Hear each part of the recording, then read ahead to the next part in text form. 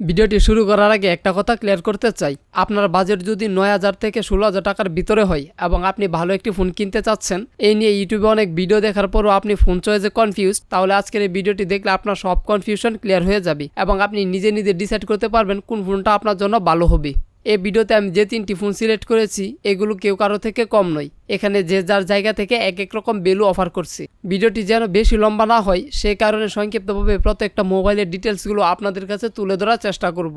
আর video চলাকালীন সময় যখন যে ফোন নিয়ে কথা বলবো তখন সেই ফোনের ফুল রিভিউ ভিডিওর লিঙ্ক আই বাটনে এবং ডিসক্রিপশন বক্সে দিয়ে দেব। আপনারা চাইলে এই ভিডিওটি শেষ করে সেই ভিডিওগুলো দেখে আসতে পারেন। তাহলে চলুন আর বেশি কথা না বলে লিস্টে কোন কোন ফোনগুলো রেখেছি তা দেখে আসি। লিস্টে 1 নম্বরে যে ফোনটি রেখেছি সেটি হলো OnePlus Nord N30 SE, যেটি কিনা একটি অফিসিয়াল ডিভাইস এবং 5G ফোন। ফোনটির মধ্যে হাইলাইট ফিচারগুলো যা থাকবে সেগুলো হলো ফুল HD প্লাস রেজুলেশনের IPS LCD প্যানেল আছে, MediaTek Dimensity 6020 প্রসেসর এবং 5000 এমপিআরের ব্যাটারির সাথে 33 ওয়াটের ফাস্ট চার্জার সহ আরও অনেক কিছু রয়েছে এই ফোনটিতে। আর সব মিলিয়ে এর দাম রাখা হয়েছে মাত্র 15,999 টাকা। জানা মতে এরকম প্রাইস পয়েন্টে এর থেকেও বেটার আর কোনো অফিসিয়াল ফোন আপাতত নেই দেশের মার্কেটে। তাহলে চলুন এই ফোনটি সম্পর্কে আরও ডিটেলে জানা যাক। এর ডিসপ্লেতে থাকছে 6.72 ইঞ্চির LCD IPS প্যানেল, যার রেজুলেশন হচ্ছে 1080x2400 পিক্সেল এবং 90 হার্জের রিফ্রেশ রেট অফার করছে এই ফোনটি। এই ফোনটির হার্ডওয়্যার অর্থাৎ চিপসেট নিয়ে যদি বলি, OnePlus এখানে 7 ন্যানোমিটারের MediaTek Dimensity 6020 প্রসেসর ব্যবহার করেছি, যা মূলত একটি 5G চিপসেট। তবে এই ফোনটি র্যামের ক্ষেত্রে কিছুটা পিছিয়ে আছে, এখানে থাকছে 4GB র্যাম এবং সাথে থাকছে 128GB রোম। যদিও ফোনটি Android 13-এ রান করার কথা, তবে এই ফোনটি রান করছে Android 14-এ। এই ফোনটির ক্যামেরা সেকশনে আসলে রিয়ার প্যানেলে দুটি ক্যামেরার মধ্যে প্রথমটি হচ্ছে 50 মেগাপিক্সেলের একটি ওয়াইড সেন্সর আর অপরটি হচ্ছে 2 মেগাপিক্সেলের ম্যাক্রো সেন্সর। আর সামনে রয়েছে 8 মেগাপিক্সেলের একটি সেলফি ক্যামেরা। এর ক্যামেরা দিয়ে উন্নত মানের ছবি তুলতে পারবেন। একথায় 16,000 টাকার প্রাইস সেগমেন্টে এর ক্যামেরা অন্যান্য ফোন থেকে কিছুটা এগিয়ে আছে। ফ্রি ফায়ার এবং পাবজির মতো হাই কোয়ালিটি গেমগুলো একটু লো সেটিংয়ে খেললে ভালো রেজাল্ট পাবেন এই ফোনটি থেকে। আর ফোনটিতে র্যাম কম থাকায় মাল্টিটাস্কিংয়ে কিছুটা পিছিয়ে আছে এই ফোনটি।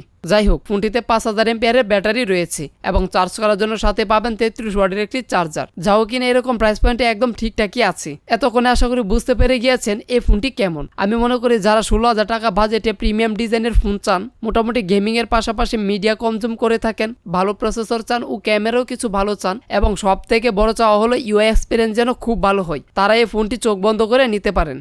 তবে যারা এর চেয়েও লং টাইম ধরে ফোন ইউজ করতে চান, ভালো ব্যাটারি ব্যাকআপ সহ সাথে ফাস্ট চার্জার এবং পারফরমেন্সের পাশাপাশি ক্যামেরাও ভালো চাচ্ছেন, তারা পরবর্তী ফোনটি দেখতে পারেন।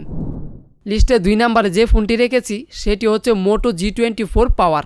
এই ফোনটির মধ্যে হাইলাইট ফিচারগুলো যা থাকবে সেগুলো হলো 8GB র্যামের সাথে 128GB রোম, 6000 এমপিআরের বিশাল ব্যাটারি, সাথে 33 ওয়াটের চার্জার, MediaTek Helio G85 প্রসেসরের সাথে 16 মেগাপিক্সেলের সেলফি ক্যামেরা রয়েছে এই ফোনটিতে।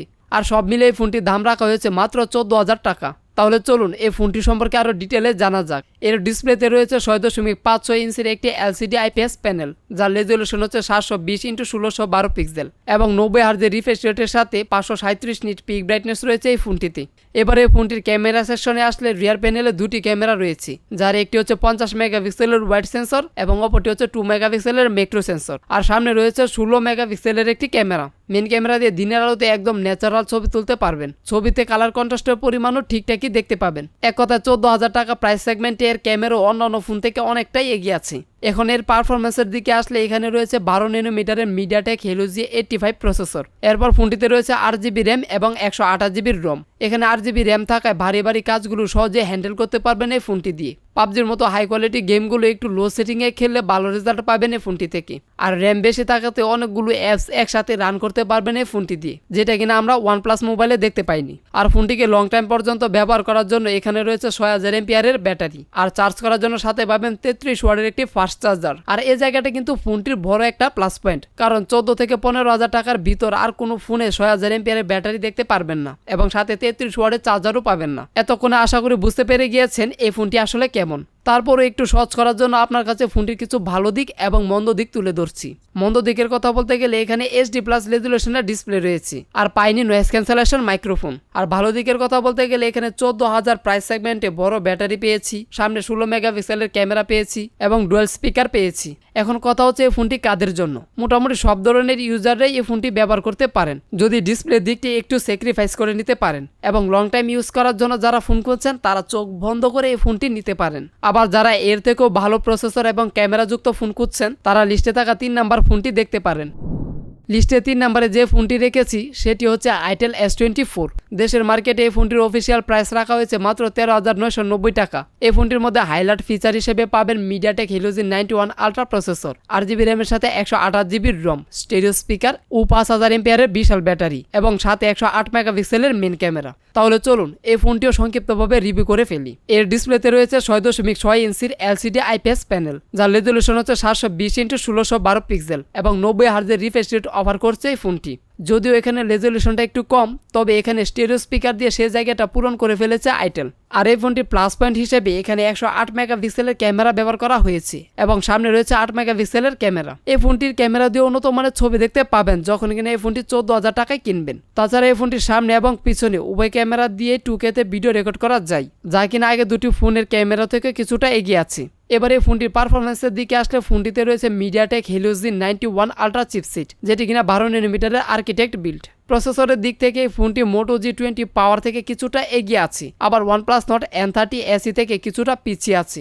যাই হোক, এর জিপিউতে থাকছে Mali-Z 52 MC2 আর এই ফোনটি রান করছে Android 13-এ। এই ফোনটিতে ব্যবহৃত প্রসেসর এবং 8GB র্যাম থাকার কারণে এখানে বেশ ভালো মাল্টিটাস্কিং করতে পারবেন এবং সেই সাথে পাবজি এবং ফ্রি ফায়ারের মতো গেমগুলো স্মুথলিভাবে খেলতে পারবেন। তবে হাই সেটিংয়ে খেলতে গেলে কিছুটা ফ্রেম রেট উঠানামা এবং হিটিং ইস্যু তো অবশ্যই দেখতে পাবেন, কিন্তু প্রাইসের দিকে তাকালে এর পারফরমেন্সও ঠিকঠাকই মনে হবে। আর এই ফোনটিতে রয়েছে 5000 এমপিআরের একটি ব্যাটারি এবং সাথে পাবেন 18 ওয়াটের একটি চার্জার। এখন কথা হচ্ছে এই ফোনটি কোন ধরনের ইউজারদের জন্য পারফেক্ট হবে।